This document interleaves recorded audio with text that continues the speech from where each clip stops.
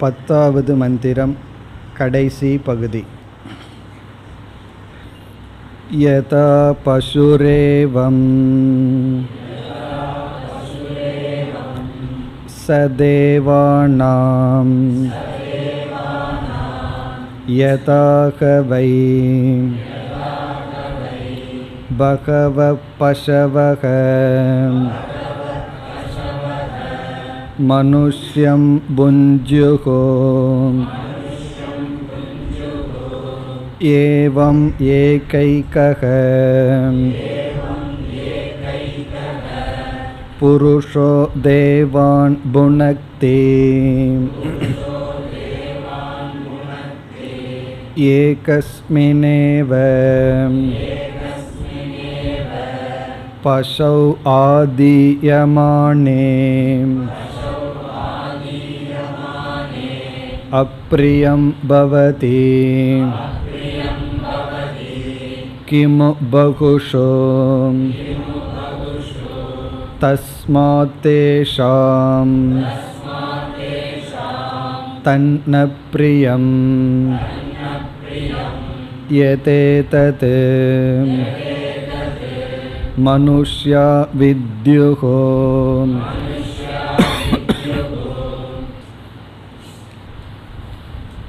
இந்த 10வது மந்திரத்தில் பல கருத்துக்களை பார்த்து இறுதி கருத்துக்கு வந்துள்ளோம். முதலில் நாம் பார்த்தது மகா வாக்கியம், அகம் பிரம்மாஸ்மி என்ற முக்கியமான மகா வாக்கிய விளக்கம் பார்த்தோம். பிறகு யாருக்கு இந்த ஞானத்துக்கு தகுதி இருக்கின்றது என்ற அதிகாரித்துவ விசேஷத்தை பார்த்து, இந்த ஞானத்தை அடைந்த வாமதேவருடைய வச்சனத்தை 3வதாக பார்த்து, இந்த ஞானத்திற்கு தடைகள் எப்படியெல்லாம் வரலாம் என்ற விக்ன விஷயத்தை பற்றிய விசாரத்தை செய்தோம். அப்பொழுது நம்மை காட்டிலும் சக்தி வாய்ந்த தேவர்களெல்லாம் நமக்கு தடையாக இருப்பார்கள் என்ற விசாரம் வந்தது. அங்கு நாம் விசாரத்தினுடைய இறுதியில் என்ன பார்த்தோம்? முதலில் ஞானத்துக்கு அவைகளெல்லாம் தடையாக இருக்கலாம், ஞான நிஷ்டை அடைந்த பிறகு அதனுடைய பலனை அடைய யாரும் இடையில் வர முடியாது என்று பார்த்து, பிறகு இறுதியாக என்ன முடிவுக்கு வந்தோம்? யாரும் யாருக்கும் தடையாக இருக்க முடியாது. அவரவர்களுடைய கர்ம பலன்தான் அவரவர்களுக்கு தடையாக இருக்கிறது. யார் நமக்கு தடையாக இருப்பதாக தெரிகின்றதோ அவர்களெல்லாம் கருவிகளே தவிர கர்த்தாக்கள் அல்ல. நாமே நமக்கு தடையாக இருக்கின்றோம். தேவர்கள், காலம், பொருள் இவைகளெல்லாம் ஒரு நிமித்தமே தவிர யாரும் யாருக்கும் தடை சொல்ல முடியாது என்ற விசாரத்தை நாம் பார்த்து முடித்தோம். 5வதாக நாம் பார்த்தது அவித்யா சூத்திரம். எப்படி வித்யா சூத்திரம் என்று இருந்ததோ அதே போல அவித்யா சூத்திரம். இங்கு அவித்யா சூத்திரம் என்பது யார் வழிபடுகின்ற ஈஸ்வரனை தனக்கு வேறாக நினைத்து அந்த ஈஸ்வரனை வழிபடுகிறார்களோ அல்லது வணங்குகிறார்களோ அவர்களெல்லாம் உண்மையை அறிந்தவர்கள் அல்ல. நசவேத, அதுதான் அவித்யா சூத்திரம். வித்யா சூத்திரம் என்பது நாம் எதை அடைய வேண்டுமோ அந்த பிரம்மத்தை ஆத்மஸ்வரூபமாக உணர்ந்து கொள்ளுதல். ஆத்மா இத்யேவ உபாசீத, அங்கு பிரம்மங்கிற வார்த்தையை சேர்த்தி கொள்ள வேண்டும். பிரம்மத்தை ஆத்மா என்று புரிந்து கொள்ள வேண்டும். அது வித்யா சூத்திரம் 7வது மந்திரத்தில் வந்தது. அவித்யா சூத்திரம் என்பது பிரம்மத்தை தனக்கு வேறாக நினைப்பவன், உண்மையை அறிபவன் அல்ல, அவித்யையுடன் கூடி இருப்பவன். இதுவரை நம்ம பார்த்தோம். இனி அடுத்ததாக இந்த மந்திரத்தினுடைய கடைசி பகுதி அவித்யா சூத்திர விவரணம் அல்லது அவித்யாவதக பலம்.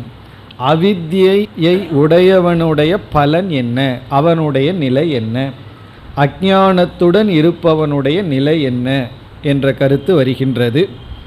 இப்போ இங்கு எப்படி வருகிறது என்றால், தேவர்களுக்கெல்லாம் நாம் பசுவை போல என்று இங்கு உபனிஷத் கூறுகின்றது. பசு என்றால் மிருகங்கள். எப்படி மனிதர்கள் தன்னுடைய அறிவு திறனினால் மிருகங்களையெல்லாம் தனக்கு சேவை செய்வது போல் பயன்படுத்தி வருகிறார்களோ, அதுபோல் தேவர்களுக்கெல்லாம் நாம் மிருகங்களைப் போல. இங்கு நாம் என்றால் மனிதர்கள், அஞ்ஞானிகள். மனிதன் பல மிருகங்களை பயன்படுத்துகின்றான். வீட்டுக்கு காவல் காக்கணும்னா நாய்ங்கிற மிருகத்தை பயன்படுத்துகின்றான். ஏன்னா அதனுடைய சுபாவத்தை தெரிஞ்சு அதற்கு தகுந்தாற்போல் பயன்படுத்துகின்றான். பிறகு மாடு, யானை போன்ற பெரிய பெரிய மிருகங்களினுடைய சுபாவத்தை உணர்ந்து தனக்கு அடிமையாக வைத்திருந்து அந்த மிருகத்தை இவன் அனுபவித்து வருகின்றான். இங்கு உபனிஷத் என்ன கூறுகின்றது? ஒரு மிருகமானது நம்மை விட்டு சென்று விட்டால், இப்போ ஒருவர் 10 மாடு வைத்து கொண்டு இருக்கின்றார். அந்த 10 மாட்டை அவர் அனுபவித்து கொண்டு இருக்கின்றார். ஒரு மாடானது அவரை விட்டு சென்று விட்டால், இறந்து விட்டாலோ அல்லது புலி போன்ற மிருகங்களினால் வேட்டையாடப்பட்டு விட்டால் அந்த எஜமானனுக்கு துக்கம் விடும். என்னுடைய சொத்து ஒன்று குறைந்து விட்டது, எனக்கு சேவை செய்ய ஒன்று குறைந்து விட்டது என்று துயரம் வரும். அதே போல ஒரு மனிதன் மோட்சத்தை அடைந்து விட்டால் தேவர்களுக்கு துயரம் விடும். எப்படி? எனக்கு ஆகுதி கொடுக்க ஒருவன் இல்லை. ஒருவனுக்கு வைராக்கியம் விட்டால் தேவர்கள் எப்படி உணர்கிறார்கள் என்றால், எப்படி மனிதர்கள் தனக்கு அடிமையாக இருக்கின்ற ஒரு பசு சென்று விட்டால் ஒரு இழப்பை உணர்வது போல் தேவர்கள் உணர்கிறார்கள். இப்போ நம்மளை அஞ்ஞானிகளை அல்லது மனிதர்களை உபனிஷத் தேவானாம் பசுகு என்று அழைக்கின்றது. தேவானாம் பசுகு என்றால் தேவர்களுக்கு பசு ஸ்தானத்தில் இருப்பவர்கள் மனிதர்கள். இந்த பசுங்கிறது உதாகரணம். எப்படி பசுக்கள் எல்லாம் மனிதனுக்கு அடிமைப்பட்டு இருக்கின்றதோ அதே போல மனிதன் தேவர்களுக்கு அடிமைப்பட்டு இருக்கின்றான். கடைசியில் சங்கரர் சொல்றார், ஏன் இந்த கருத்தை உபனிஷத் கூறுகின்றது, இவ்விதம் கூறுகின்றது என்று சங்கரர் சிறு விளக்கம் கொடுக்கின்றார். நாம் இதனுடைய சொற்பொருள்களை பார்த்துவிட்டு பிறகு விளக்கத்திற்கு வரலாம். இனி மந்திரத்திற்குள் சென்றால், யதா பசுகு ஏவம் ச தேவானாம். யதா பசுகு என்றால் எப்படி மனிதர்களுக்கு மிருகங்கள் இருக்கின்றனவோ, அடிமைப்பட்டு உதவி செய்து கொண்டு இருக்கின்றனவோ. யதா பசுகு என்றால் எவ்விதம் மிருகங்கள், ஆடு மாடு போன்ற மிருகங்கள் எல்லாம் மனிதனுக்கு அடிமையாக இருந்து மனிதனுக்கு உதவி செய்து கொண்டிருக்கின்றதோ, ஏவம் அதுபோல சக என்றால் அஞ்ஞானி தேவானாம். அஞ்ஞானிகள் தேவர்களுக்கு அடிமைப்பட்டு இருக்கின்றார்கள். தேவர்களுக்கு இவர்கள் கைங்கரியம் செய்து கொண்டு அடிமையாட்களாக இருக்கிறார்கள். இப்போ இங்கே தேவர்கள்னா இந்திரியம் என்றும் ஒரு பொருள் உண்டு. இந்திரியங்களுக்கெல்லாம் மனிதன் அடிமைப்பட்டு இருக்கின்றான், இந்திரியங்களுக்கு சேவை செய்து கொண்டு இருக்கின்றான். பசுக்கள் எல்லாம் எப்படி மனிதனுக்கு சேவை செய்கிறதோ அதுபோல மனிதன் தேவர்களுக்கு பசுவை போல இருக்கின்றான். இதுதான் சுருக்கமான விளக்கம். யதா பசுகு ஏவம் ச தேவானாம். எப்படி மனிதர்களுக்கு பசு அடிமைப்பட்டு உதவி செய்து கொண்டிருக்கிறதோ அதுபோல அஞ்ஞானி தேவர்களுக்கு அடிமைப்பட்டு தேவர்களுக்காகவே கடன்பட்டவன் போல் வாழ்ந்து கொண்டு இருக்கின்றான். இனி விளக்கம் வருகின்றது. யதாகவை பகவக பசவக மனுஷ்யம் புஞ்சுகு.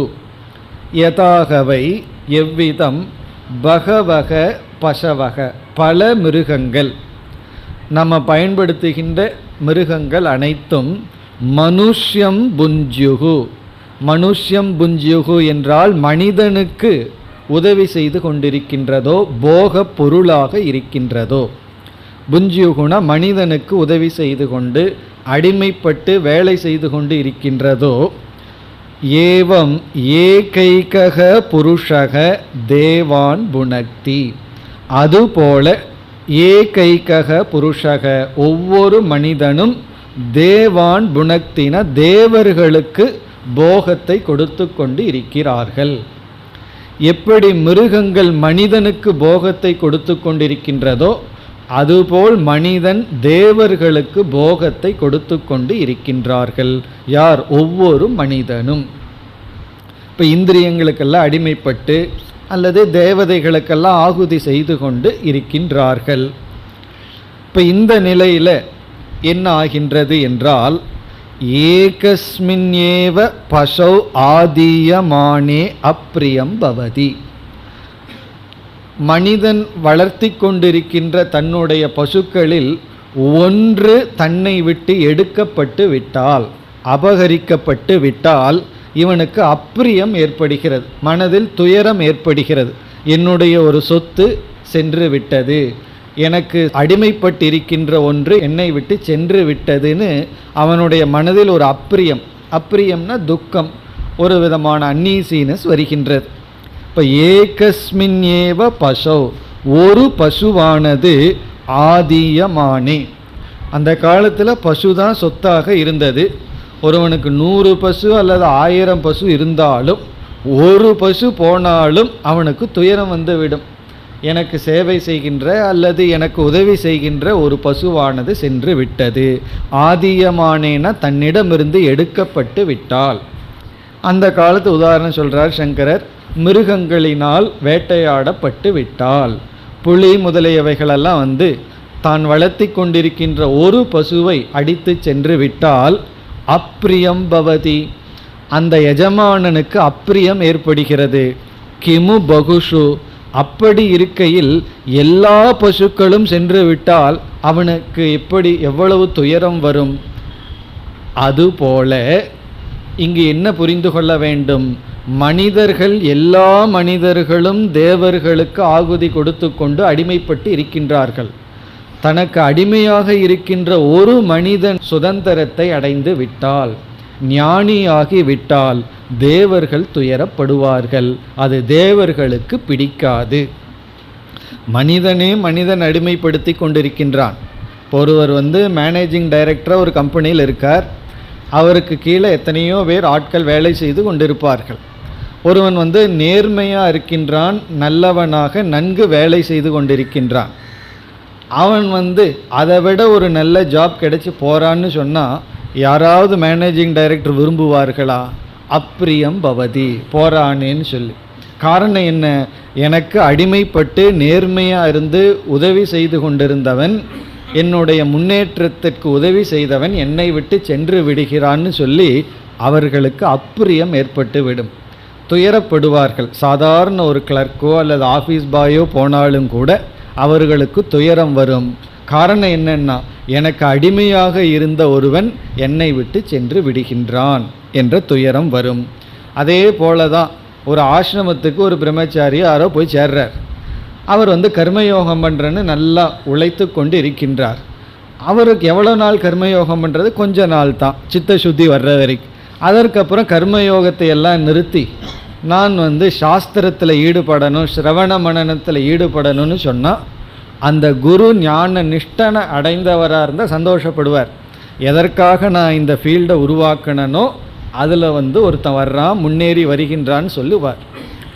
அவர் கர்மகாண்ட பரமாக இருந்தால் என்ன ஆகும்னா, தேவனை போல் துக்கம் வந்துடும். இவ்வளோ நாளாக வேலை செஞ்சிட்டு இருந்தவன் இப்போ ஒரு ஆள் நம்மை விட்டு போகுதே, இனி இதே போல் ஆசிரமத்தை எல்லாம் புரிஞ்சு வேலை செய்கிறதுக்கு ஒரு ஆள் கிடைக்குமான்னு சொல்லி ஒரு துயரம் விடும். அப்படி நமக்கு அடிமைப்பட்டு ஒருவன் இருந்தால் உண்மையிலேயே அவன் நமக்கு அடிமையாக இருக்கிறமா, நாம் அவனுக்கு அடிமையாக இருக்கிறோமான்னு பார்த்தா தேவர்கள் மனிதர்களுக்கு அடிமையாகி இருக்கிறார்கள். எப்படின்னா, மனிதனுடைய அடிமைத்தனத்தில் அவர்கள் அடிமையாகி இருக்கின்றார்கள். அதனால தானே துயரப்படுகிறார்கள். நம்ம எப்போ துயரப்படுவோம்னா, அடிமையாக இருந்தால் தான் துயரப்படுவோம். இப்போ அடிமைக்கு அடிமை யாருன்னா எஜமானந்தான். நம்ம நினச்சிட்ருக்கோம் நம்ம இந்த கம்பெனியில் அடிமையாக இருந்துகிட்ருக்கோம், அவர் மேனேஜிங் டைரக்டராக சந்தோஷமாக இருக்கிறாருன்னு சொல்லி, அல்லது பெரிய ஆளாக இருக்கார், நம்ம அவர் கீழே வேலை செய்கிறோம். ஆனால் உண்மையிலேயே பார்த்தா அவர் நமக்கு அடிமையாக இருக்கார். நம்ம நேர்மையாக இருந்துட்டா, நல்லா உழைச்சி நேர்மையாக இருந்தால் நமக்கு அவர்கள் அடிமையாக இருக்கிறார்கள். அப்படி தேவர்கள் அடிமைப்பட்ட மனிதர்களுக்கு அடிமையாக இருக்கிறார்கள். அவர்களுடைய உதவி தேவை. அவர்கள் சென்று விட்டால் அவர்களுக்கு துயரம் வரும். இதை நம்ம உலகத்தில் ப்ராக்டிக்கலாக பார்க்குறோம். நம்ம வீட்டில் ஒரு மெய்டு சர்வெண்ட்டே நல்லா இருந்து நமக்கு உதவி செய்கிற மாதிரி இருந்து நம்ம செய்கிற சமையலையெல்லாம் திருடாமல் சாப்பிடாமல் ஒழுக்கமாக இருந்து அவர்கள் நம்மை விட்டு சென்றால்தான் துயரம். திருடிட்டு இருக்கிறவங்க போனால் சந்தோஷமாக அனுப்பிச்சி வச்சுருவோம். ஒழுக்கமாக இருப்பவர்கள், உதவி செய்து கொண்டு நேர்மையாக இருப்பவர்கள் நம்மை விட்டு சென்றால் அவர்களுக்கு நல்லது வருதுங்கிறத நம்ம பார்க்க மாட்டோம். நமக்கு இப்படிப்பட்ட ஆள் இனி கிடைக்காதேன்னு சொல்லி ஒரு துயரம் ஏற்படும். அதுபோல தான் ஒரு மனிதன் தேவர்களுக்கு அடிமைப்பட்டிருக்கின்றான். அவன் வைராகியத்தை அடைந்து மோட்சத்துக்கு செல்லும் பொழுது தேவர்கள் சந்தோஷமாக இருக்க மாட்டார்கள். அதுதான் கடைசி வரியில் வருகிறது. தஸ்மாத் தேஷாம் ந பிரியம். ஆகவே தேஷாம் தன் ந பிரியம். ஆகவே அது அவர்களுக்கு பிரியமல்ல. எது அப்படின்னா அடிமைத்தனத்திலிருந்து மீடேறி வருவது. நம்மெல்லாம் அடிமைப்பட்டு இருக்கும் பொழுது யாராவது சுதந்திரத்தை பற்றி பேசுனா அந்த இங்கிலீஷ் மேனுக்கு என்ன வந்தது? கோபம் தானே வந்தது. ஏன்னா அடிமை நம்மை விட்டு சென்று விடுகிறதேன்னு சொல்லி. அதே போல தான் யதேதத் மனுஷ்யா வித்யுகு, அது இங்கு விளக்கப்படுகிறது. மனுஷ்யாக வித்யுகு, மனிதர்கள் ஞானத்தை அடைதல் என்பது தேவர்களுக்கு பிரியம் அல்ல. நம்ம ஞானத்தை அடையிறதுங்கிறது அவர்களுக்கு அப்பிரியமான விஷயம். காரணம் என்ன? ஞானம் வந்தால் உண்மை தெரிஞ்சிடும். உண்மை தெரிந்து விட்டால் நாம் அடிமையாக இருக்க மாட்டோம். இந்திரியங்களுக்கு அடிமையாக இருக்க மாட்டோம். பிறகு கர்மத்திலிருந்து தேவர்களுக்கு ஆகுதி கொடுக்கிற வேலையும் செய்து கொண்டிருக்க மாட்டோம். இப்போ இந்த பகுதியானது அவித்யா சூத்திரத்தினுடைய விளக்கம். இனிமேல் வருகின்ற பகுதியும் அவித்யா சூத்திரத்தினுடைய விளக்கம். இப்போ ஆகவே சங்கரர் என்ன முடிவுக்கு வருகிறார்? இப்படி சொல்வதிலிருந்து உபனிஷத் எதை நமக்கு எந்த அறிவை புகட்டுகிறதுன்னு சொன்னால், தேவர்களுக்கு நம்ம செய்ய வேண்டிய கடமைகளை எல்லாம் கொஞ்சம் செய்து அவர்களை ஓரளவுக்கு திருப்தி படுத்தி விட்டு பிறகு அவர்களுக்கு பிரியம் இருக்கோ இல்லையோ பரவாயில்ல, நம்ம வெளியே வந்து தான் ஆகணும்னு சொல்கிறார். அவங்களுக்கு அப்பிரியமாக இருக்குமேன்னு சொல்லி நம்ம இருந்து கொண்டிருந்தால் நம்முடைய வாழ்க்கை நாசம் அடைந்து விடும். இப்போ தேவர்களுக்கு செய்ய வேண்டியது எல்லாம் செய்துட்டு நாம் ஞான யோகத்திற்கு வர வேண்டும். அப்படி ஞான யோகத்துக்கு வந்தால் எத்தனையோ பேர்த்துக்கு அப்பிரியமாக இருக்குது. முதல்ல பெற்றோருக்கு அப்பிரியமாக இருக்குது. எனக்கு இவன் என்ன செய்ய மாட்டேங்கிறான், ஒழுங்காக ஆசைப்பட்டவனாக இருந்தால் சம்பாதிப்பான், அதில் ஏதோ எனக்கு பணத்தை கொடுப்பான். இவனுக்கு வைராக்கியம்னு சொல்லிட்டு இவன் பணமும் சம்பாதிக்கிறது இல்லை, இவ்வளவு நாளாக நான் வளர்த்தி வச்சேன் போயிட்டான்னு சொல்லி எத்தனையோ பேர்த்துக்கு அப்பிரியம் வரும். அதெல்லாம் நம்ம பார்க்க வேண்டாம். மோட்சத்திற்கு வரும் பொழுது பலருக்கு அப்பிரியம் வரும். அது இயற்கை தான். காரணம் என்னன்னா அவர்கள் நம்முடைய அடிமைத்தனத்தில் அடிமைப்பட்டு இருக்கின்றார்கள். இப்போ இறுதியாக சங்கரர் கூறுகிறார், தேவர்கள் நமக்கு அனுகிரகம் பண்ணவும் அல்லது நமக்கு தடையாக இருக்கவும் ஒரு கருவியாகத்தான் இருக்கிறார்களே தவிர எந்த தேவர்களுக்கும் சுதந்திரமான சக்தி இல்லை. ஆகவே நாம் தடையை நீக்க நாம் தவத்தில் ஈடுபட வேண்டும். இத்துடன் இந்த 10வது மந்திரம் முடிவடைகின்றது. இங்கு இறுதியாக ஒரு விசாரத்தை சங்கரர் செய்கின்றார். அந்த விசாரத்தை இப்பொழுது பார்ப்போம். அதாவது 10வது மந்திரத்தின் முடிவில் அவித்யா சூத்திரத்தினுடைய இடையில் ஒரு சிறு விசாரத்தை செய்கின்றார். இந்த விசாரம் நமக்கு சாதாரணமாக வர்ற சந்தேகம்தான். ஆகவே அந்த விசாரத்துடன் இந்த பகுதி முடிவடைய இருக்கின்றது. இப்பொழுது சங்கரருடைய விசாரத்திற்கு செல்கின்றோம். இந்த விசாரத்தினுடைய விஷயம் வித்யா, ஞானம், அறிவை பற்றிய விசாரம். பூர்வபக்ஷம் இப்பொழுது வருகின்றது. பூர்வபக்ஷி என்ன சொல்கின்றான்? ஞானம் என்பது நமக்கு மோட்சத்தை கொடுக்காது. மோட்சத்தை கொடுக்க வேண்டும் என்றால் ஞானம் தொடர்ந்து மனதில் ஓடிக்கொண்டே இருக்க வேண்டும். இப்போ அகம் பிரம்மாஸ்மிங்கிற அறிவை அடைஞ்சிட்டா மட்டும் மோட்சத்தை அடைய முடியாது. அகம் பிரம்மாஸ்மிங்கிற எண்ண ஓட்டம் ஓடிக்கொண்டே இருந்தால்தான் மோட்சம்.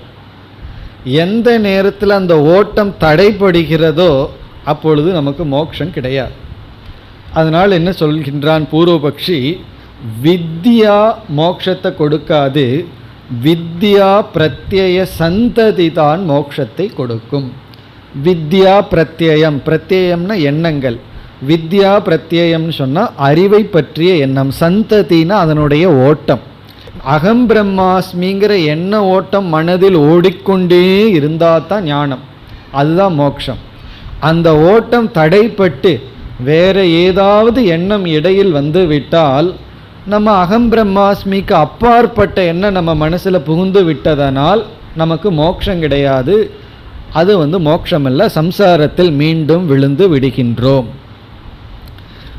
அதாவது அகம் பிரம்மாஸ்மிக்கு அப்பாற்பட்ட பிரத்யயத்தை எல்லாம் விபரீத பிரத்யயம்ங்கிறான்.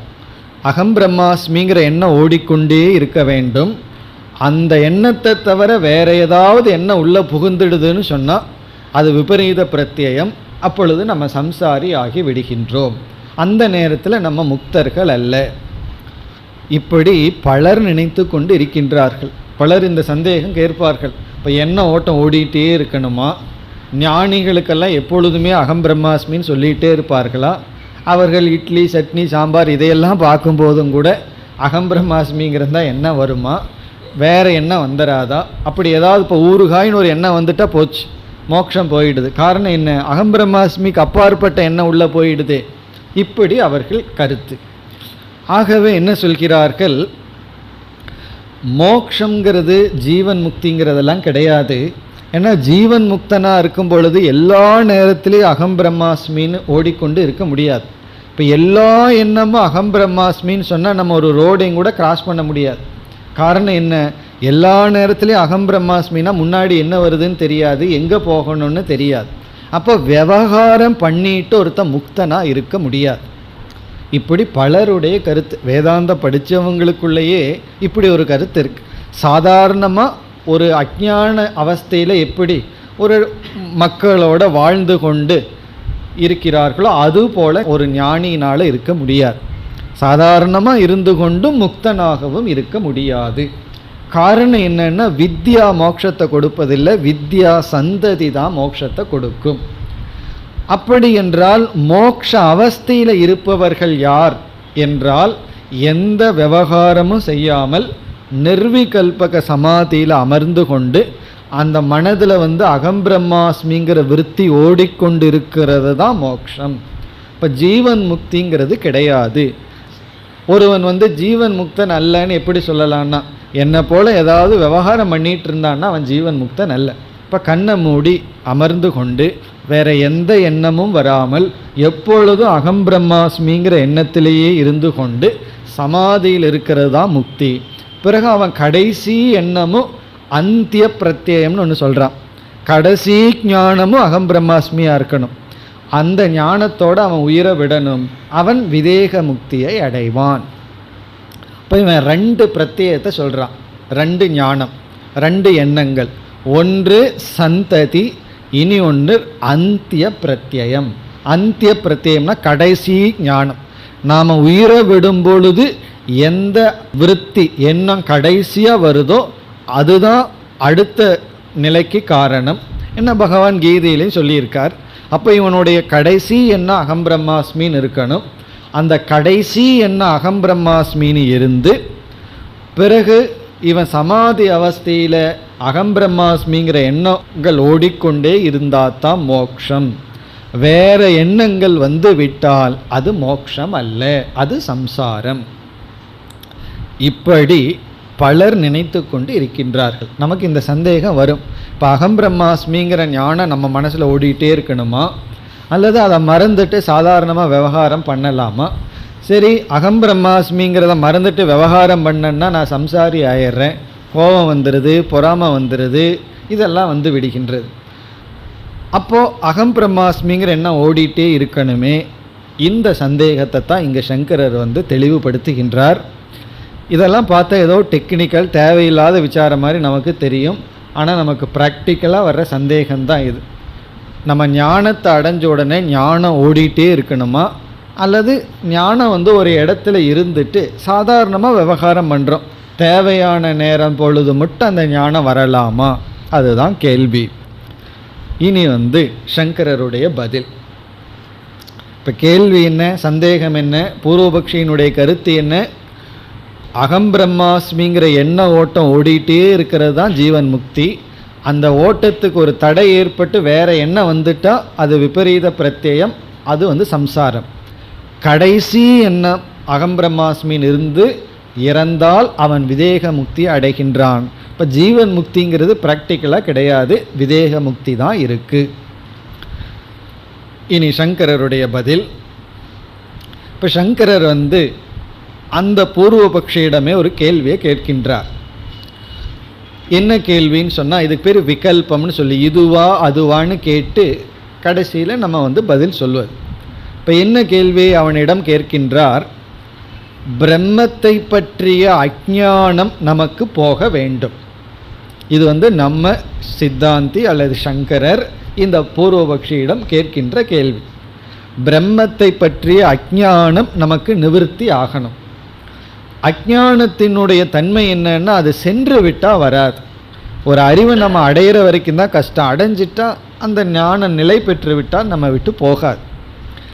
இந்த ஞானத்தை நம்ம அடைய வேண்டும்.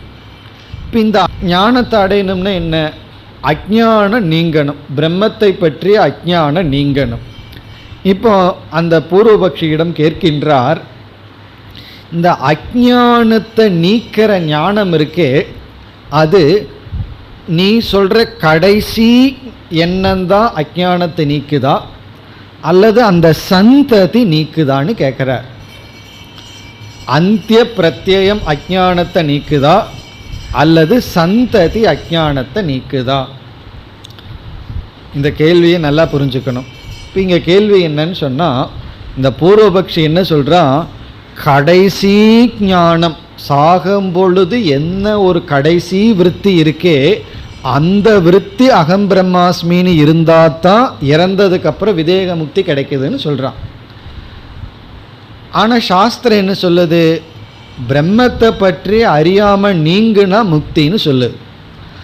இப்போ சங்கரர் கேட்குறார், நீ ஒரு கடைசி எண்ணந்தான் விதேக முக்தியை கொடுக்குதுன்னு சொல்கிறையே, அப்போ கடைசி எண்ணந்தான் பிரம்மத்தை பற்றி அஞ்ஞானத்தை நீக்குதான்னு கேள்வி கேட்குறார்.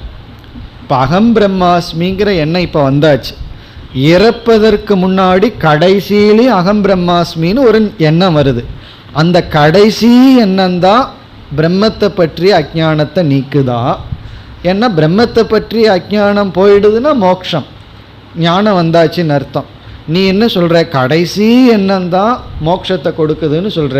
அப்போ கடைசி எண்ணந்தான் அஞ்ஞானத்தை நீக்குதா அல்லது எண்ண ஓட்டங்கள் அஞ்ஞானத்தை நீக்குதா? முதல் எண்ணத்திலிருந்து கடைசி எண்ணம் வரைக்கும் அந்த சந்ததி, அந்த தொடர்ச்சியான எண்ணங்கள் பிரம்மத்தை பற்றி அஞ்ஞானத்தை நீக்குதா அப்படிங்கிறது அவனிடம் நாம் கேட்கின்ற கேள்வி. காரணம் என்னவென்றால், பிரம்மத்தை பற்றி அறியாமை நீங்கினா மோட்சம். அந்த அறியாமையை நீக்குவது கடைசி எண்ணமா அல்லது எண்ண ஓட்டமா? அதான் கேள்வி. பிரம்மத்தை பற்றிய அறியாமையை நீக்குவது, அஞ்ஞானத்தை நீக்குவது அந்திய பிரத்யயமா அல்லது தொடர்ச்சியா? இப்போ அந்திய பிரத்யயம் அப்படின்னு நம்ம சொல்ல முடியாதுன்னு நம்ம பதில் சொல்கிறோம். கடைசி எண்ணந்தான் ஞானத்தை கொடுக்கும்னு சொல்ல முடியாது.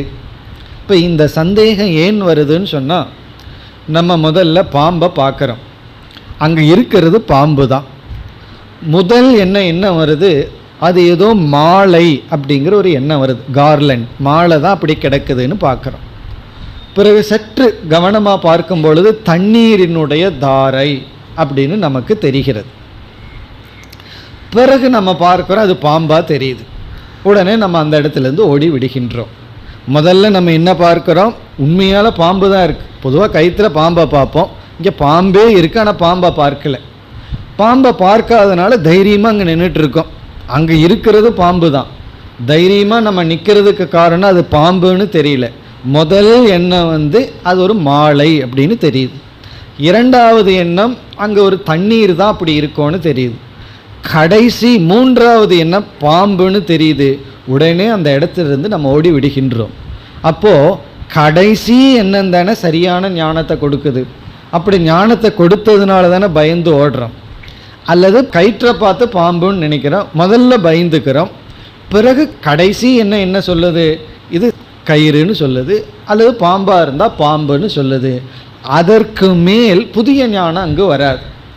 அப்போது முதல்ல பல தவறான எண்ணங்கள் வரும், கடைசியாக ஒரு ஞானம் வந்துட்டால் அதற்கு மேலே இம்ப்ரூவ்மெண்ட்டு வராது. தப்பாக புரிஞ்சுக்குவோம், அடுத்தது வேறு விதத்தில் தப்பாக புரிஞ்சுக்குவோம், மூணாவது விதத்தில் தப்பாக புரிஞ்சிட்ருப்போம்.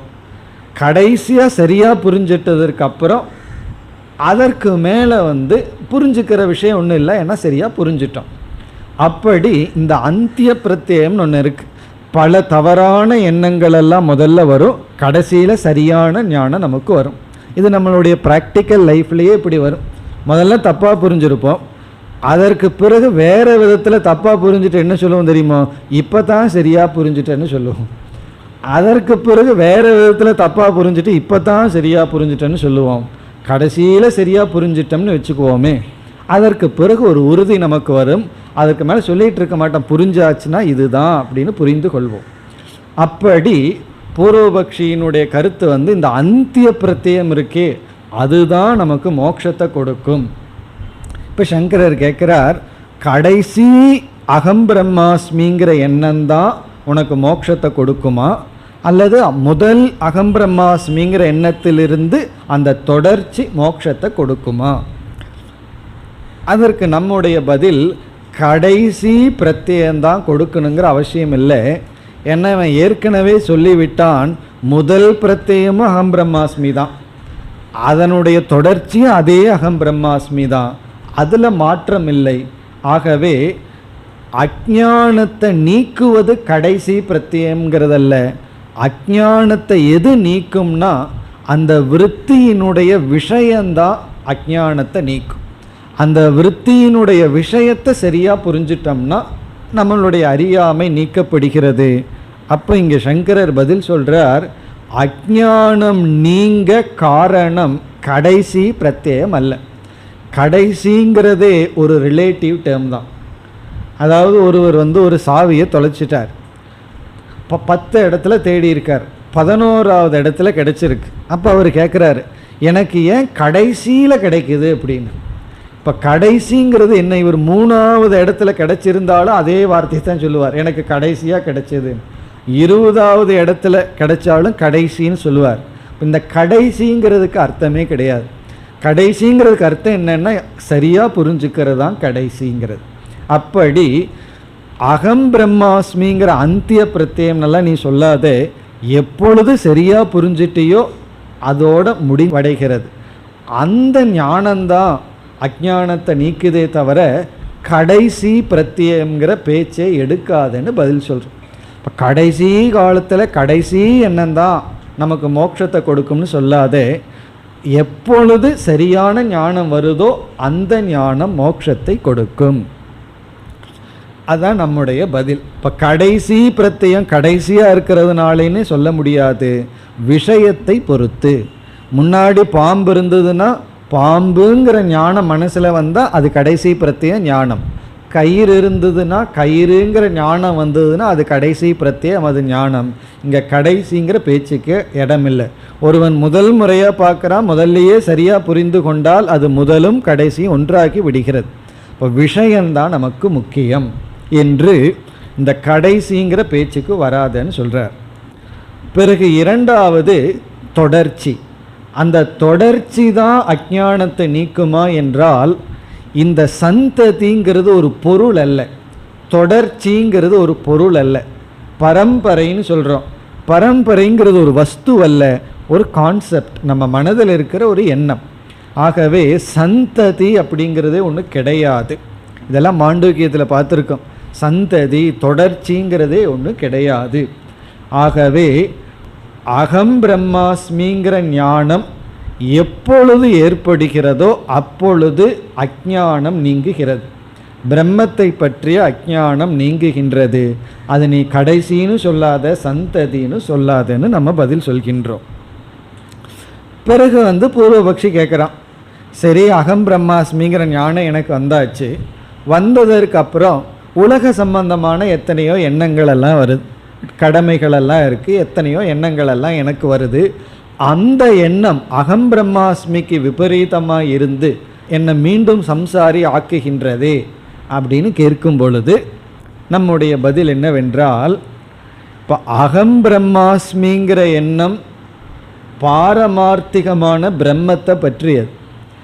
இந்த உலகத்தில் இருக்கின்ற விவகார சம்பந்தமான எண்ணமெல்லாம் வியாவகாரிகமான உலகத்தை பற்றியது. இந்த எண்ணம் அகம் பிரம்மாஸ்மிங்கிற எண்ணத்தினால பொய்யாக்கப்பட்டு விட்டது. அகம் பிரம்மாஸ்மிங்கிற எண்ணம் என்ன பண்ணிடுதுன்னா, இனி மேற்கொண்டு மனதில் வருகின்ற விஷயமும் அந்த விஷயத்தை கிரகிக்கின்ற எண்ணங்களும் மித்தியா என்று உணர வைத்து விட்டது. அதான் அகம் பிரம்மாஸ்மியினுடைய சூக்ஷ்மம். நான் பிரம்மன்னு சொன்னால் நான் பூர்ணமானவன், நான் அழியாதவன். பிறகு இந்த உலகம் உடலெல்லாம் வெறும் தோற்றம்.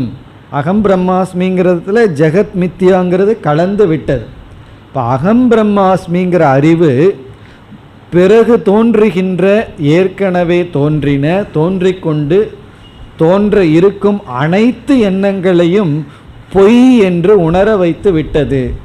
அப்போ என்ன ஆகும்னா, அகம் பிரம்மாஸ்மின்னு நீ புரிந்து கொண்டால், புரிந்ததற்கு பிறகு உன் மனதில் தோன்றுகின்ற எண்ணங்கள் எல்லாம் வெறும் ஒரு கற்பனை அல்லது மித்தியாங்கிற லெவலில் இருக்குமே தவிர அந்த விருத்தி சத்தியத்துவ விருத்தியாக இருக்காது. அந்த உண்மைங்கிற ஸ்டேட்டஸ் அந்த விருத்திக்கு இருக்காது. அகம் பிரம்மாஸ்மிங்கிற ஞானத்தை அடைஞ்சதுக்கப்புறம் இந்த உலகத்தை பார்க்கும் பொழுது அது வெறும் நாமரூபமாக பார்ப்போமே தவிர சத்தியமாக பார்க்க மாட்டோம். அந்த சத்தியத்துவ புத்தி பிரம்மத்துக்கு போயாச்சு. இந்த உலகம் வெறும் தோற்றம்.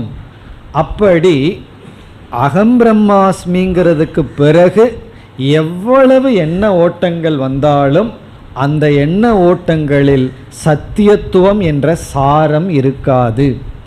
சத்தியத்துவங்கிற சாரம் இல்லாத பொழுது ஒரு எண்ணம் இருந்தால் என்ன, 1000 எண்ணம் இருந்தால் என்ன, அந்த எண்ணம் அந்த எண்ணத்தை உடையவனை பாதிக்காது. ரொம்ப முக்கியமான கருத்து, நம்ம உணர்ந்து ஆழ்ந்து புரிந்து கொள்ள வேண்டிய கருத்து. இந்த அகம் பிரம்மாஸ்மிங்கிறத நம்ம உணர்ந்ததற்கு பிறகு நம்ம மனதில் எத்தனை எண்ணங்கள் ஓடினாலும் அந்த எண்ணங்கள் திருஷ்யமான உலகத்தினுடைய பிரதிபிம்பம்.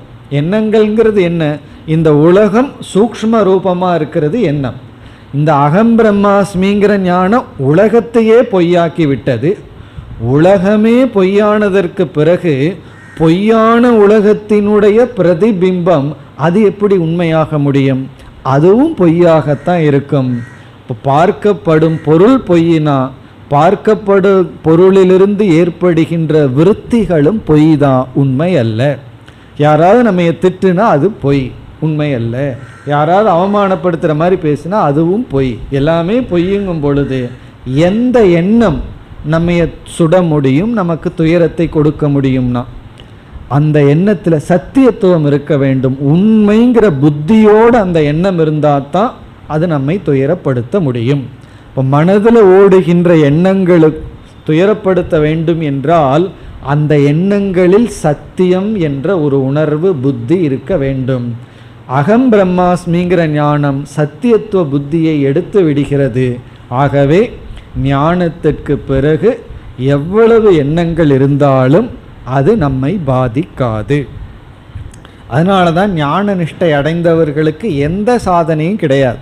தியானம் பண்ணணுங்கிற ரூல் கிடையாது, நிதித்தியாசனம் பண்ணணுங்கிறது கிடையாது. சில பேர்த்துக்கெல்லாம் பூஜை பண்ணிகிட்டே இருந்தால் தான் ஞானி, பூஜையை விட்டுட்டாருன்னா ஞானி அல்ல. அல்லது தியானம் பண்ணிகிட்டே இருக்கணும், சாஸ்திரம் படிச்சுட்டே இருக்கணும், அவர்களுக்கு எத்தனையோ கற்பனை, இதெல்லாம் பண்ணிகிட்டு இருந்தால் தான் ஞானின்னு சொல்லி சாஸ்திரம் என்ன சொல்கின்றது, நீ இந்த அகம் பிரம்மாஸ்மிங்கிறத புரிஞ்சிட்டா போதும், அதற்கு பிறகு ஒன்றும் செய்ய வேண்டியதில்லை. இதையும் கவனமாக புரிஞ்சுக்கணும். அப்போ நான் அகம் பிரம்மாஸ்மிங்கிறத புரிஞ்சிட்டனே, இந்த 10வது மந்திரத்தில் ஏற்கனவே சொல்லியாச்சு. நீங்கள் டீச் பண்ணியாச்சு என்ன அகம் பிரம்மாஸ்மின்னு. இப்போ கடைசி போர்ஷனில் இருக்கும். ஆகவே நான் அகம் பிரம்மாஸ்மியை புரிஞ்சாச்சு. இனிமேல் ஒன்றும் பண்ண வேண்டிய அவசியம் கிடையாது. தியானம் நாளையிலிருந்து நான் பண்ண மாட்டேன், சாஸ்திரம் படிக்க மாட்டேன், கிளாஸுக்கு வர்றதுக்கு முன்னாடி நான் படிச்சுட்டெல்லாம் வரமாட்டேன், கிளாஸுக்கு வர்றதுக்கு முன்னாடி நான் சத்தம் போட்டு பேசிகிட்டு இருப்பேன், என்ன வேணாலும் நான் பண்ணுவேன், நீங்கள் ஒன்றும் கண்டுக்கக்கூடாது, எனக்கு ஒரு டிசிப்ளினும் கிடையாது. காரணம் என்ன? அதான் அகம் பிரம்மாஸ்மின்னு புரிஞ்சாச்சு. எந்த எண்ணம் எனக்குள்ளே இருந்தாலும் அது என்னை பாதிக்காது. இப்படியெல்லாம் நம்மை ஏமாற்றி கொள்ளக்கூடாது. இதுதான் வேதாந்தம்ங்கிறது ரொம்ப டேஞ்சருங்கிறது. இந்த மாதிரி ஒரு கடைசி ஞானத்தை முதல்ல சொல்லிட்டோம்னா நம்முடைய பலகீனங்களை எல்லாம் நம்ம ஜஸ்டிஃபை பண்ணுறதுக்கு வேதாந்தம் நன்கு உதவி செய்யும். தர்க்கம் படித்தவங்கிட்ட போய் அவர்களிடம் ஒரு சிறிய பலகீனத்தை சொல்லுங்கள், மிக அழகாக தர்க்க ரீதியாக அது என்னுடைய பலகீனம் அல்லன்னு நமக்கே புரிய வச்சு ஆமான்னு சொல்ல வச்சு விடுவார்கள். அது தர்க்கத்தினுடைய சாமர்த்தியம். அதே போல் வேதாந்தத்தினுடைய சாமர்த்தியம் அதுதான். மிஸ்யூஸ் பண்ணினா, தவறாக பயன்படுத்தினால். ஆனால் என்னென்னா அதற்கப்புறம் துக்கப்படுவோம். இப்படி நம்ம சொன்னதுக்கப்புறம் யாராவது கேட்கலைன்னா நீ ஒரு முட்டாள்னு சொன்னால் உடனே துக்கம் வந்துடும். காரணம் என்னென்னா இது வெறும் வாயளவில் நம்மளுடைய பலகீனத்தை தெரியோட்டாமல் பண்ணுறதுக்கு பயன்படுத்துகின்ற தத்துவம். ஆனால் உண்மை இருக்கின்றது. அகம் பிரம்மாஸ்மிங்கிற ஞான நிஷ்டை ஏற்பட்டவர்களுக்கு எந்த விதியும் கிடையாது, எந்த சாதனையும் கிடையாது. அதுவரை அனைத்து விதிகளும் அனைத்து சாதனைகளும் இருக்குது. அகம் பிரம்மாஸ்மிங்கிற ஞான நிஷ்டை ஏற்பட்டு விட்டால், இப்போ நம்ம சொன்னது சரி, அந்த நிஷ்டை வர்ற வரைக்கும் நமக்கு அனைத்து சாதனைகளும் இருக்கின்றது. இப்போ இங்கே பூர்வபக்ஷி என்ன சொல்கிறான்னா, எண்ணங்கள் வந்து விட்டால் மோட்சம் இல்லைங்கிறான். சங்கரர் சொல்கிறார், ஞான நிஷ்டை அடைஞ்சதற்கு பிறகு உன் மனதில் என்ன எண்ணங்கள் ஓடினாலும் அந்த எண்ணங்கள் உன்னை தொடாது. ஏன்னா அந்த எண்ணங்களுக்கு ரியாலிட்டி இல்லை. காணல் நீர் போல. காணல் நீர் எவ்வளவு தூரம் வியாபிச்சிருந்தாலும் பூமியை நனைக்காது. ஏன்னா பூமியினுடைய சத்தியத்துவம் வேறு, ரியாலிட்டி வேறு. காணல் நீரினுடைய இருப்பு, ரியாலிட்டினா இருக்கின்ற தன்மை, ஸ்டேட்டஸ் ஆஃப் எக்ஸிஸ்டன்ஸ், அது வேறு. அதே போல் அகம் பிரம்மாஸ்மிங்கிற ஞானம் அனைத்து எண்ணங்களிலிருந்தும் நம்மை அசங்கனாக மாற்றி விடுகிறது. அசங்க சுரூபமாக நம்மை மாற்றி விடுகின்றது. ஆகவே வித்யா சந்ததியோ அல்லது கடைசி ஞானமோ தேவையில்லை. நமக்கு தேவை ஞானம். அந்த ஞானத்தில் நிஷ்டை. அதை அடைந்து விட்டால், அடைந்ததற்கு பிறகு எவ்வளவு காலம் வாழ்கின்றானோ அவ்வளவு காலம் ஜீவன் முக்தனாக இருக்கின்றான் என்று ஜீவன் முக்தியை இங்கு சங்கரர் நிலைநாட்டுகின்றார். இது அவித்யா சூத்திரத்துக்கு பிறகு சங்கரர் கொடுக்கின்ற இறுதி விசாரம். இத்துடன் 10வது மந்திரம் முடிவடைகின்றது. இந்த 4வது பகுதியில் இப்போ நம்ம எங்கே இருக்கோம் அதை அடிக்கடி ஞாபகம் வச்சுக்கணும். முதல்ல பிருகதாரண்யக உபநிஷத்தில் இருக்கிறங்கிறது ஞாபகம் இருக்கணும். அதில் முதல் அத்தியாயத்தில் 4வது செக்ஷன் பகுதியில் 7வது மந்திரத்தில் தான் வேதாந்த விசாரம் ஆரம்பிக்கப்பட்டது. இந்த உபநிஷத்தில் வேதாந்தத்தை நம்ம ஆரம்பித்தது 7வது மந்திரத்தில். இந்த செக்ஷனில் 7, 8, 9, 10 இந்த 4 மந்திரங்கள் வேதாந்த பாகம். அதை நம்ம விளக்கமாக பார்த்தோம். விளக்கமாக பார்த்தோம்னு சொன்னால் ஒவ்வொரு சொல்லுக்கான பொருளை பார்த்து பிறகு சங்கரருடைய பாஷ்யத்தையும் நம்ம பார்த்து முடித்தோம். இத்துடன் 10வது மந்திரம் முடிவடைகிறது. இதில் 6 கருத்துக்கள் இருக்கிறது என்று பார்த்து முடித்தோம். இனி இந்த பகுதியில், அதாவது 4வது செக்ஷனில் அடுத்த மந்திரத்திற்கு செல்ல வேண்டும். அடுத்த 17 மந்திரங்கள் இருக்கின்றது. இந்த செக்ஷனில் 4வது செக்ஷனில் 17 மந்திரம், 7லிருந்து 10 வரைக்கும் விசாரம் பண்ணி முடித்தோம். இனி 11வது மந்திரத்திலிருந்து 17வது மந்திரம் வரை சாரத்தை பார்க்க போகின்றோம். இதோட வேதாந்த பாகம் முடிவடைகின்றது.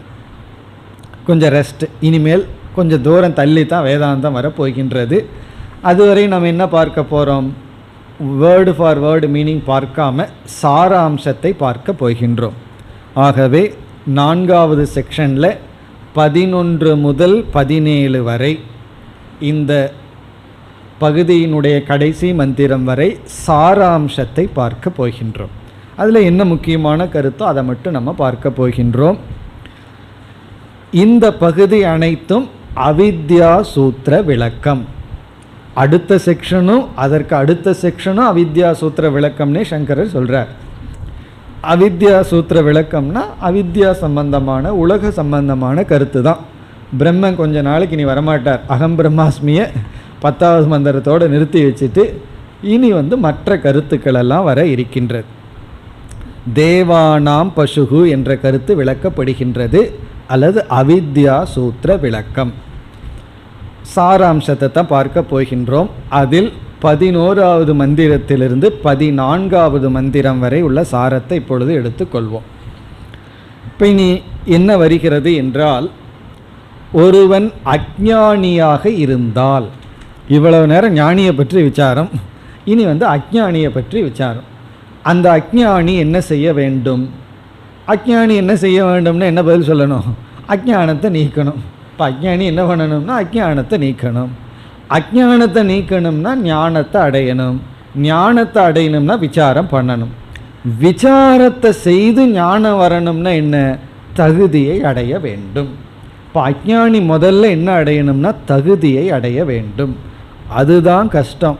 என்றைக்குமே இந்த தகுதி அடைகிறது தான் கஷ்டமே தவிர, தகுதி அடைஞ்சிட்டா விசாரம் ஞானம்ங்கிறது மிக சுலபம். பசி ஏற்பட்டால் பசியை நீக்கிற நேரடி சாதனம் என்ன அப்படின்னு சொன்னால் சமையல் செய்தல்னு சொல்லக்கூடாது. சமையல் பண்ணால் பசி அதிகமாகும், ஏன்னா ஒரு வேலை எக்ஸ்ட்ரா ஒர்க்கு. பசியை நீக்கிறதுக்கு சாப்பிடணுங்கிறது தான் நேரடி சாதனம். சாப்பிட்றது என்ன பண்ணணும்னா சமையல் பண்ணணும். அதே போல் ஞானத்தை அடையணும்னா நேரடி சாதனம் விசாரம். சாஸ்திர விசாரம் பண்ணால் ஞானம் கிடைச்சிடும். சாப்பிட்டா பசி நீங்கும். ஆனால் சாப்பிட்றதுக்கு சாதம் சித்தி ஆகணுமே. அதுபோல் சமைத்தல் என்கிறது தான் ப்ரிப்பரேஷன். அதுதான் அதிக நேரம் எடுக்கும். இப்போ அந்த ஸ்டேஜுக்கு இப்பொழுது உபனிஷத் வருகின்றது. இப்போ நம்ம தூய்மைப்படுத்தணும்னா என்ன செய்ய வேண்டும்? கர்மத்தில் ஈடுபட வேண்டும். ஜிஜீவிஷேத் குர்வன் கர்மாணி, கர்மத்தை செய்து கொண்டு தான் வாழ வேண்டும். இப்போ கர்மத்தை பண்ணணும் அப்படின்னா நான் செயலில் ஈடுபடணும். எதனுடைய அடிப்படையில் நான் செயலில் ஈடுபடணும்? என்ன செயலில் ஈடுபட வேண்டும்? பகவான் வேற எச்சரிச்சிருக்கார், ஸ்ரேயான் சொதர்மே சொதர்மே நிதனக, அதாவது சொதர்மத்தில் இறப்பதே மேல் பரதர்மத்தை காட்டிலும். நம்மளுடைய டியூட்டி என்னமோ அதை பண்ணணும். இனியொருத்தருடைய டியூட்டியை நல்லா பண்ணுறதை விட நம்ம டியூட்டியை நம்ம பண்ண வேண்டும். இப்போ எதன் அடிப்படையில் நாம் கர்மத்தில் ஈடுபட வேண்டும்? அந்த அடிப்படை கருத்துக்கள் தர்மத்தை பற்றிய விஷயங்கள் எல்லாம் இப்பொழுது வருகின்றது. இப்போ இங்கு வருவது வர்ண ஆசிரம விசாரக, வர்ண ஆசிரம சிருஷ்டிகி. வர்ணத்தை பற்றியும் ஆசிரமத்தை பற்றியும் விசாரம் அல்லது சிருஷ்டி. வர்ணம் அப்படின்னு சொன்னால் பிராமண க்ஷத்ரிய வைஷ்ய சூத்ர வர்ணம். ஆசிரமம்னா பிரம்மச்சரிய கிரகஸ்த வானப்பிரஸ்த சந்நியாசம். இது சம்பந்தமான கருத்துக்கள் இங்கு வருகின்றது. எதற்கு இது திடீர்னு அகம் பிரம்மாஸ்மியிலிருந்து வர்ணத்துக்கு ஏன் வந்தோம் அப்படின்னா, நம்ம ஸ்டெப்ஸையெல்லாம் நம்ம பார்த்தோம். அஞ்ஞானியாக இருப்பவன் கடமையை செய்து மனதை தூய்மைப்படுத்தணும். எதன் அடிப்படையில் கடமையை செய்யணும்னா அவனுடைய சம்ஸ்காரம், அவன் இருக்கின்ற ஆசிரமத்தின் அடிப்படையில் அவன் செயலில் ஈடுபட வேண்டும். ஆகவே வர்ணத்தை பற்றிய தர்மத்தை பற்றிய விசாரம் வருகின்றது. அப்படி விசாரம் வரும்பொழுது மனிதர்களுக்குள் பிராமண க்ஷத்ரிய வைஷ்ய சூத்ரன்னு வர்ணங்கள் இருக்கின்றது. தேவர்களுக்குள்ளும் இந்த வர்ணங்கள் இருக்கின்றதுன்னு உபனிஷத் ஆரம்பிக்கின்றது. இப்போ தேவ பிராமணன், தேவர்களுக்குள்ளேயே பிராமண தேவர்கள், தேவர்களுக்குள்ளேயே க்ஷத்ரிய தேவர்கள், தேவர்களுக்குள்ளேயே வைஷ்ய தேவர்கள், சூத்ர தேவர்கள்னு சொல்லி தேவர்களுக்குள்ளேயே இந்த விபாகம் இருக்கின்றது என்று ஆரம்பித்து படிப்படியாக கருத்துக்கள் வருகிறது. அப்படி வரும்பொழுது அக்னி தேவர் தேவ பிராமணக, அக்னி தேவர் தேவர்களுக்குள்ளேயே பிராமண தேவரா. ஏன்னா அக்னி தேவர் தான் தேவர்களுக்குள்ளேயே ரிச்சுவல் எல்லாம் பண்ணுவாராம். தேவர்களும் ஏதாவது ஒரு யாகம் பண்ணணும்னா வேறொரு தேவரை வச்சு தானே பண்ணி ஆகணும், அது அக்னி தேவன். ஆகவே எல்லா தேவர்களுக்குள்ளும் சிரேஷ்டமாக இருப்பவர் அக்னி தேவர். பிறகு என்ன ஏற்படுகிறது, இந்த அக்னி தேவர் தான் முதலில் படைக்கப்படுகின்றது. தேவர்களுக்குள்ளேயே முதல்ல பிராமண தேவர்கள் உருவாக்கப்பட்டு, பிறகு அந்த அக்னி தேவரிடமிருந்து தான் மற்ற தேவர்களெல்லாம் உருவாக்கிறார்கள். அப்போ மற்ற தேவர்களெல்லாம் யார் என்றால் பிராமண தேவனான அக்னி தேவருடைய பிள்ளைகள் தான், குழந்தைகள் தான். அப்போ என்ன தெரிய வருகிறதுன்னு சொன்னால், எல்லா வர்ணமும் ஒரே வர்ணத்திலிருந்து தான் தோன்றி இருக்கிறது. பிராமணனிடமிருந்து தான் க்ஷத்திரியன் வருகிறார்கள், க்ஷத்திரியனிடமிருந்து வைஷ்யன், வைஷ்யனிடமிருந்து சூத்ரன். அப்போ சூத்ரனுடைய உண்மையான தந்தையார்னா பிராமணன், வைஷ்யனுடைய தந்தை பிராமணன் என்று தேவர்களுக்குள் வருகிறது. பிறகு இதே தான் மனுஷனுக்கு வரப்போகுது.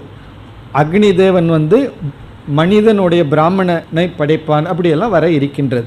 முதல்ல இங்கே தேவர்களை பற்றிய விசாரம். முதலில் பிராமண தேவன் படைக்கப்படுகின்றான். அந்த பிராமண தேவனிடமிருந்து மற்ற தேவர்களெல்லாம் உற்பத்தி ஆகின்றார்கள். எதன் அடிப்படையில் என்றால் குண கர்ம விபாக சகன்னு பகவான் சொன்னதை இங்கு சொல்லப்படுகிறது. குணத்தின் அடிப்படையிலும் கர்மத்தின் அடிப்படையிலும். பிறகு இங்கே என்ன சொல்லப்படுகிறது, சொரூபத்தின் அடிப்படையில் எல்லோரும் ஒன்று தான், எல்லோருடைய சொரூபமும் ஒன்று தான். சொரூபம்னா நேச்சர், தர்மம், அதாவது உண்மையான தன்மை ஒன்று தான். அது எல்லா தேவர்களும் சொரூபத்தில் ஒருவர்கள் தான். ஆனால் குணத்தின் அடிப்படையில் ஒவ்வொரு தேவர்களுக்கும் ஒவ்வொரு குணம், ஒவ்வொரு தேவர்களும் ஒவ்வொரு காரியத்தில் ஈடுபடுகிறார்கள், அதில் வேறுபாடு இருக்கிறது. ஆனால் எல்லா தேவர்களினுடைய சொரூபம் ஒன்றுன்னு ஏன் சொல்கிறோம்னா, எல்லா தேவர்களும் பிராமண தேவனான அக்னி தேவனிடமிருந்து வந்துள்ளார்கள். இப்போ அக்னி தேவ பிராமணன். பிறகு இந்த மந்திரத்தில் 11வது மந்திரத்தில் மற்ற தேவதைகள் எல்லாம் சொல்லப்படுகிறது. இப்போ வருணன், சோமதேவன், ருத்ரர், இவரெல்லாம் க்ஷத்திரிய தேவன். யமதேவர் அவரெல்லாம் க்ஷத்திரியன்.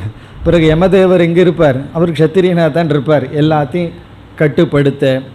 பிறகு வைஷ்ய தேவர்கள் வசுக்கள், மருத், காற்று தேவ, வாயு தேவன், மருத் தேவதா, அஷ்டவசுக்கள், இவர்களெல்லாம் வைஷ்ய தேவன்.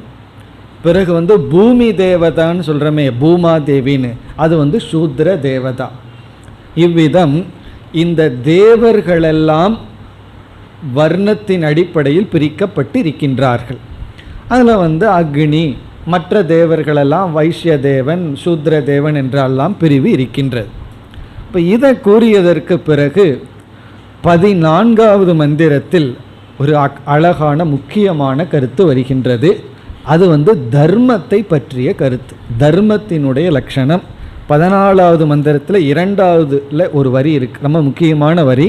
தஸ்மாத் தர்மாத் பரம் நாஸ்தி, தர்மத்திற்கு மேலானது எதுவும் இல்லை என்று தர்மத்தை பற்றிய ஒரு கருத்து. அதை இப்பொழுது நாம் பார்க்கின்றோம். அதாவது பிரம்மதேவர் என்ன செய்தாராம், முதல்ல அக்னி தேவரை படைச்சாராம்.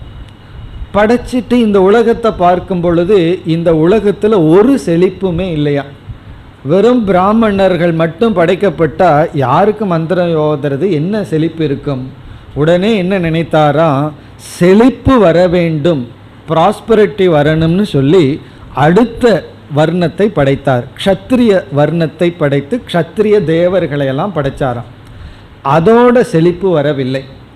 பிறகு வைஷ்யனை படைத்து சூத்ரனை படைத்தார். இதையெல்லாம் படைத்ததற்கு அப்புறம் கூட ஒரு செழிப்பை பார்க்கலையாம். அதாவது இந்த உலகம் எந்த விதத்திலும் செழிப்பாகவும் வளமாகவும் இல்லை. ஆகவே இந்த உலகத்துக்கு ஒரு வளம் வர வேண்டும், அல்லது இந்த உலகம் காக்கப்பட வேண்டும்னு சொன்னால் ஏதோ ஒன்றை கடைசியில் படைச்சாகணும். அதுதான் இந்த உலகத்தை ஸ்திதி செய்யும். இல்லைன்னா அதாவது அப்படியே ஸ்கேட்டர்டாக இருந்து தான் எல்லாத்தையும் ஒருங்கிணைத்து இந்த உலகம் சீராக நடைபெற வேண்டும் என்றால் நான் ஒன்றை படைச்சாகணும்னு சொல்லி கடைசியாக எல்லா வர்ணங்களையும் தேவதைகளை எல்லாம் படைச்சிட்டு தர்மத்தை படைக்கின்றார் என்று தர்மத்தினுடைய பெருமை நமக்கு வருகின்றது. அப்படி படைக்கும் பொழுதே பகவான் என்ன பண்ணாராம், இந்த உலகத்திற்கு பவரை க்ஷத்திரியனிடம் கொடுத்து விட்டார். பிராமணர்கள் தன்னையும் பாதுகாத்து கொள்ளக்கூடாது. தனக்கு ஏதாவது கஷ்டம்னா க்ஷத்திரியர்கிட்ட தான் போகணும். இது தேவதைகளுக்குள்ளும் சரி மனிதர்களுக்குள்ள இதே நிலை தான். க்ஷத்திரியனுக்கு தான் எல்லா விதமான பவர் சக்தியையும் படைப்பில் பிரம்மா கொடுத்து விட்டார். அதனால் இந்த உலகத்தை கண்ட்ரோல் பண்ணுறது யாருக்கு ரைட்டுனா க்ஷத்திரியனுக்கு தான், மற்றவர்களுக்கு ரைட் கிடையாது. இப்போ ஒரு கொலைகாரன் இருக்கான், அந்த கொலைகாரனை ஒரு போலீஸ் ஷூட் பண்ணிட்டார்னா அந்த போலீஸுக்கு மெடல் கிடைக்கும். ஏன்னா நீ ஒரு கொலைகாரனை நீ காப்பாற்றிட்டேன்னு சொல்லி, அதாவது ஷூட் பண்ணி சொசைட்டியை காப்பாற்றிட்டேன்னு சொல்லி. அதே கொலைகாரனை இனி ஒருத்தன் நான் தர்மம் பண்ணுறேன்னு சொல்லி ஷூட் பண்ணிட்டான்னா என்ன நிலைனா அவனை பிடிச்சி ஜெயிலில் போட்டுருவோம். காரணம் என்னென்னா அவன் அதை செய்யக்கூடாது. போலீஸ்னால் பண்ண முடியல நான் பண்ணுறேன்னு சொல்லி அவன் சொல்லக்கூடாது. அப்போது இந்த உலகத்தில் தர்மத்தை பார்த்தோம்னா யாருக்கு அதிகாரம் இருக்கோ அவங்க தான் கண்ட்ரோல் பண்ணணும். அந்த அதிகாரத்தை க்ஷத்திரியனிடம் கொடுத்துள்ளார். பிறகு பகவான் பார்த்தாராம், இவனுக்கு பவரை கொடுத்தா என்ன செய்யலாம், மிஸ்யூஸ் பண்ணலாம். இப்போல்லாம் பல திரைப்படங்களில் எப்படி வருதுன்னு சொல்கிறார்கள், போலீஸ் தவறு பண்ணுறது போலையும் அவர்கள் அந்த பவரை மிஸ்யூஸ் பண்ணுறது போலையும். ஹீரோ போலீஸாக இருக்க மாட்டார், அவர் என்ன பண்ணுவார், அவரே அந்த லாவை கையில் எடுத்துக்கிற மாதிரியும் இந்த உலகத்தை காப்பாற்றுற மாதிரியெல்லாம் இந்த உலகத்தில் வருதுன்னு நம்ம பார்க்கிறோம். காரணம் என்னன்னா, ஒருவனுக்கு ஒரு சக்தியை கொடுத்த உடனே புத்தி தடுமாறி அவன் என்ன செய்கின்றான், தவறாக பயன்படுத்தி விடுகின்றான். ஆகவே என்ன செஞ்சாராம், இந்த க்ஷத்திரியனுக்கு பவரை கொடுத்துட்டோம்னா அது தேவதையாகட்டும் மனுஷனாகட்டும் அவன் மேலே டாப்பில் போய் எல்லாத்தையும் அடக்கி விடுவான்.